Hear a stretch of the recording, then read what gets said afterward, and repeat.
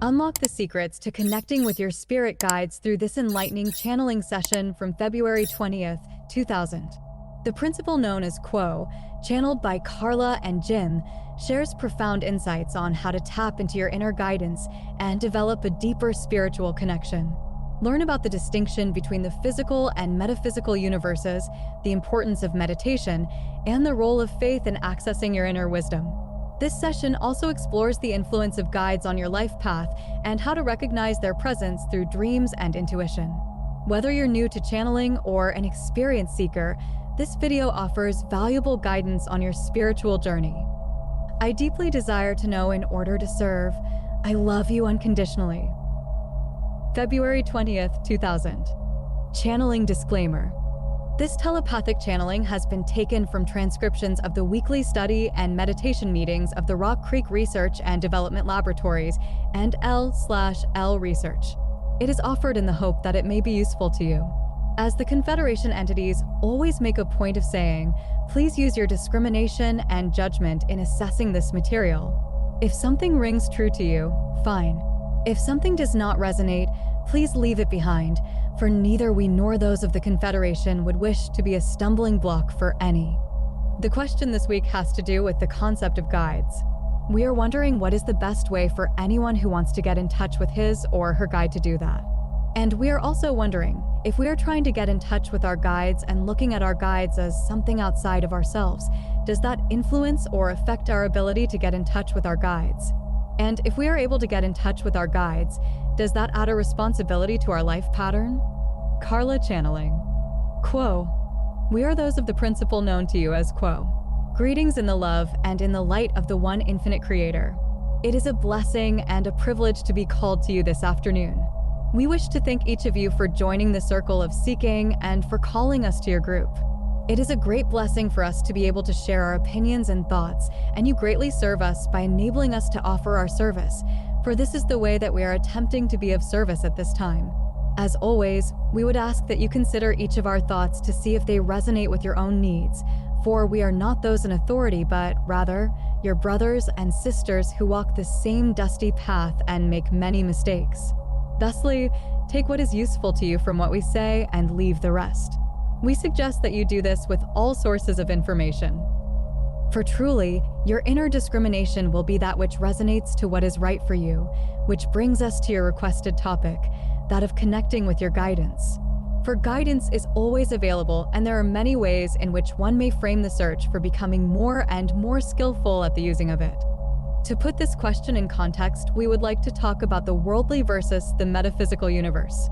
The dilemma of those who wish to live their lives from a metaphysical point of view is that this metaphysical universe is not the universe in which consensus reality, or the physical reality you experience day by day, takes place. The concerns of the outer world can absorb all of one's time and attention. And indeed, many there are upon your sphere who manage to move from birth to the end of an entire incarnation without even once suspecting that there is another universe which interpenetrates the physical universe, whose laws are of a higher order than those of the physical universe. However, for most people there are at least one or two times during an incarnation when it is brought clearly to one's attention that there is a higher order of reality and that it sometimes affects physical reality.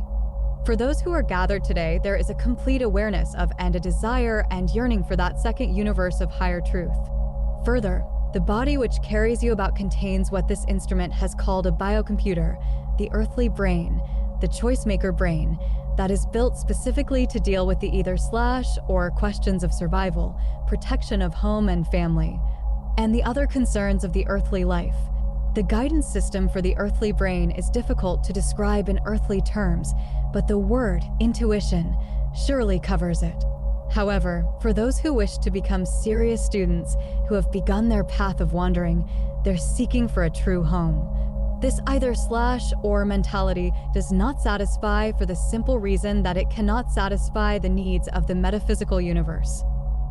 However, each of you is also, and predominantly, a consciousness, an unique entity made wholly of love and light, which goes through many physical vehicles in many densities and through many experiences within each density.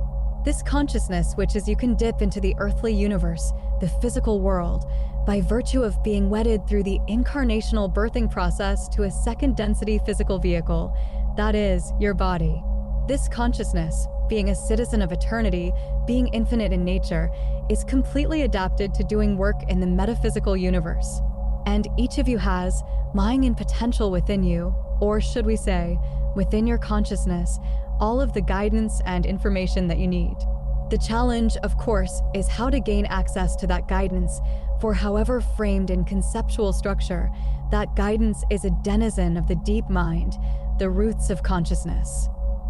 And the door from the deep unconscious self to the conscious self must needs be opened or set ajar in some way in order for guidance to move into the conscious realm and become available in order that you may have access to it. It is well to remember that guidance is definitely and always there, even when you are at the most seemingly far reach from it, even when you feel most blind, deaf, and dumb. The guidance is there. The guidance is awaiting for your awareness. It is a matter of unblocking the channels of communication rather than searching for something that may or may not be there. We say this because in order to access guidance, it is extremely helpful to be practicing a life in faith. We do not wish to imply a certain structure to a life in faith, but rather wish to look at this quality of love that is faith. Faith is a paradox, for one cannot gain faith. One simply must leap into behaving as if one had faith in order to begin a life in faith. Thusly, the first act of faith is the leap into nothingness. Faith, after all, would not be faith if there were a way to rationalize it or prove that it existed by any reasonable inquiry. This makes faith a real challenge, for if you have not faith, then how do you achieve it? That leap looks very foolish and feels very dangerous. And yet, we say to you that if you can hold the essence of faith, which is that all is well and that all will be well, if you can hold to this attitude, that faith will grow and flourish and bloom in amazing ways. And if you become overwhelmed with the lack of faith you have, but to start over to take that leap again, and the journey accelerates once more. There is never a failure that faith will not be recovered from. There is never a desert that is too wide for faith to cross. In faith, then, when you wish to seek guidance, you may approach this search in various ways. This instrument, for instance, allows guidance to come to her by praying to the Holy Spirit. This guide, which she thinks of as an aspect of her higher self and which she objectifies as a portion of the Creator, is a projection of that essence within the deep mind that can be called guidance. Therefore, to this entity does not come a conversation, but rather a feeling, an intuition, a sense of rightness. For this instrument, this degree of clarity is completely sufficient and satisfactory. For many others, there is a need to objectify guidance in persons, and, thusly, many entities seek their guidance in the form of guides. Again, all that there is one, and in many ways and on the deeper levels, all that is outside of the physical being is a projected portion of that physical being. If all things are one, then all that an entity sees is part of that entity and, in one sense, a projection of that entity. Each of you, you see, lives in a complete and unique universe, a creation of your own. It is slightly different, but definitely different from that universe of each and every other spark of the infinite Creator that has been sent forth. As this instrument was saying earlier, there are non-religious ways to set about discovering more about the guides that bless the entity with love and the desire to be of help in a spiritual or metaphysical sense. These projections of the self that are guides are also entities with their own identities, their own histories, and, to some degree, their own agendas.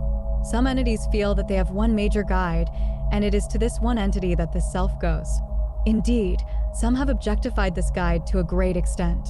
Each of you has seen examples of channeling from inner guides that various sources offer, and each is familiar with the concept of getting in touch with the guide. The project, shall we say, of reaching to discover information is best approached within a framework of a daily rule of life that includes a period of meditation during each day. The mind in the earthly sense has that tendency to continue working whether or not there is prominent stimulation from the outer world, and, thusly, the inner world can be the world of one listening to a chatterbox. Many are the conversations entities such as this instrument have with themselves, all in the imagination. And this energy generally moves according to the laws of inertia. It simply keeps going because that is what the mental biocomputer does. It runs. It operates. It is noisy. The idea, then, is to empty out the mental pockets and allow the earthly biocomputer to have a rest so that the consciousness may float free of the either/or demands of the earthly mind. Without the regular, habitual, and persistent use of meditation, it is very difficult to learn to stop the mind from running. And when the mind is running, the deeper guidance is very difficult to contact. Thusly, in order to prepare the ground for connecting with guidance, it is a very skillful idea to place the self in the act of meditation. This is a tremendous commitment, and it is a life changer. This entity, for instance, is fond of saying that she does not meditate well. What she means is that she cannot completely shut off her earthly brain. Bits of conversations and music continue to filter through all efforts to shut down the noise of the mind. However, true, this objective concept of the self as not being good at meditating is, this instrument would be the first to express the powerful work that meditation on a daily basis has wrought in her life experience. And indeed, any entity who has meditated for any length of time is aware that even a little of the silence of mind is a powerful accelerant of the process of spiritual transformation. We would strongly recommend, therefore, that any who wish to connect with their guides do this in the context of daily meditational periods. Remember that although each of you came into incarnation fully aware of all of this that we are saying, during the birthing process, the veil of forgetting dropped neatly and usually completely over the consciousness, so that within the incarnation the path back to the metaphysical universe must be retraced step by step, and, in addition to the general confusion of the earth plane, much must be unlearned from the standpoint of the metaphysical universe that is included in the cultural training of young entities. Many are those who have said that adulthood is that period wherein one attempts to undo the damage sustained during childhood. Much needs to be unlearned as the view shifts from the earthly and physical to the non-earthly and metaphysical. In one universe there are things, tables, people, planets, stars. In the other universe there are energies, thoughts, ideals, and as a metaphysical entity you are one who is, as opposed to the physical entity which is one who does. Guidance is that connection between the metaphysical and physical universes which translates complex information concerning destiny and desire into earthly terms, which steps down the energy of the cosmos so that the self within incarnation can accept energy and intuition and essence and open the mind to the translation that guidance will make of these things in offering them to the conscious mind. The one known as wondered if it would matter as to how one framed the request for this guidance, and we may say that, indeed, this is so. If one frames the search for advice and wisdom as a search for guides, then it is very likely that entities, as opposed to energies, will be contacted. We may say that it is very difficult to express the nature of these essences and energies that are guides and guidance. Take, for instance, that of angels. Angels are another way of describing inner plane guides. When entities over a long period of time think along the same patterns and constructions of thought, there is created by such thought the reality that such thought embodies. Thoughts become things and guidance becomes angelic. And it becomes true that for each entity there are several angels. If we were to go through each culture and its religious beliefs, we would find the channels and pathways by which that body of entities that believed in that wise perceived their guidance to be housed or contained within. And thus, you have fairies and genies and inner planes masters and so forth. There are as many different ways to contact guides and guidance as there have been groups of people, or entities by themselves, who are seeking in a certain way with certain needs. What you may depend upon is that you fashioned for yourself, before incarnation, triggers whose nature would depend upon your appreciation and your awareness of the guidance that you need. As you seek for your guidance, you need to follow that intuition that you have within you and those feelings that come from the heart. For it is the wisdom of the heart which often expresses through emotion only, that is the kind of beast, as this instrument would say, that guidance truly is. It is not an intellectual source. Guidance is not heavy on logic. Guidance can be paradoxical and, in many ways, can offer varying views on the same subject. What guidance is, as we said, is connections made within the self that enable the content of the deep mind to be moved close enough to the conscious mind that a translation of concepts into words and thoughts may take place. So what you are doing is asking the self to release the physical universe from consciousness and to move down into the roots of mind. Meditation is the specific way that we would suggest that this movement down into the roots of mind be approached. Each entity will have a different experience when attempting to create the habit of daily meditation. For some entities, it is a procedure that is very easy. Some entities offer to themselves within incarnation the gift of a quiet mind and economical thoughts, and for such entities, meditation seems almost a natural way of life.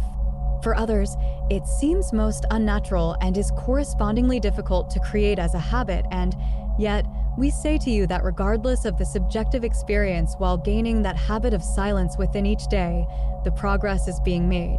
It may feel as though one is coming up against a solid brick wall and going nowhere. We assure each that this is not so, that if the time is put in and the desire is true, the meditation periods will do their work and situations will begin to appear in a more lucid clarity. As the one known as Tom said earlier, it is not that the situation changes. It is that the response to the situation begins to change, which alters the situation, not for any other necessarily, but only for the self. Yet, since all metaphysical work is work on the self, this is a completely satisfactory situation. We would suggest that it is well to develop one's personal way of approaching guidance, to put some time and concern in on clarifying to the self what is truly desired, what is truly sought, where the passion and the intensity of one's life is. For this process of seeking guidance and of listening to that guidance is an important part of accelerating the pace of your spiritual evolution. You will evolve spiritually regardless of what you do. The Creator's universe is somewhat efficient. Catalyst happens. Experience is gained. You do change. However, each of you is hungry for a faster pace of transformation, a more secure feeling that one is on one's way, that one is on the path. And certainly the whole process of meditation and of listening within that silence is central. We wish each of you the joy of finding your desires, of honing and sharpening those desires, and of seeking guidance in the pursuit of that thirst for truth, for love, for the Creator. Remember that you may be part of others' guidance systems and you may not know it. Remember that when services small or large are done with love, they will provide guidance regardless of who else is aware of your actions.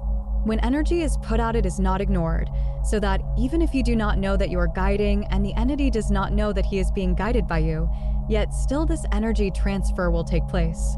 So, at all times be aware of the ethical considerations involving relationships with others, for you do not know what service you might provide by simply being yourself.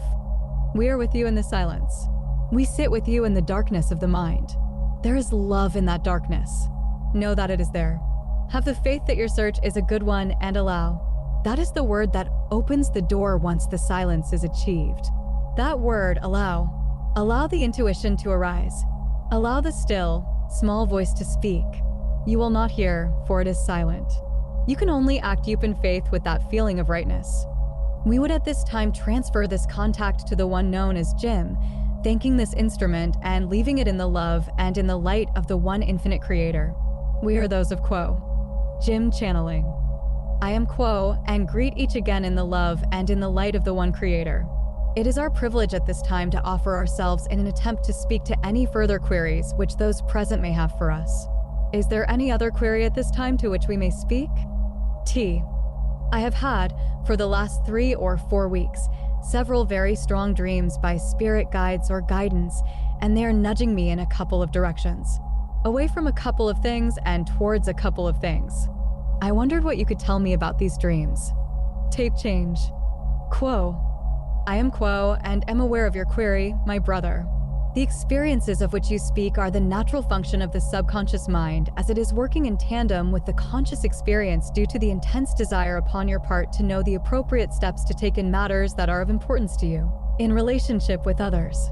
When the conscious mind has long sought a direction in which to move and has with an open heart found a kind of vulnerability, shall we say, then the subconscious mind moves through this desire and vulnerability and offers to the conscious mind the images and clues of the dream state. In this state, there is the ability to impress upon the conscious mind a tendency, a direction, in which one may appropriately move one's being. We recommend that this dialogue with your subconscious mind be attended to so that the conversation might be attended to. Is there another query, my brother? T. No. Thank you very much. Quo. I am Quo.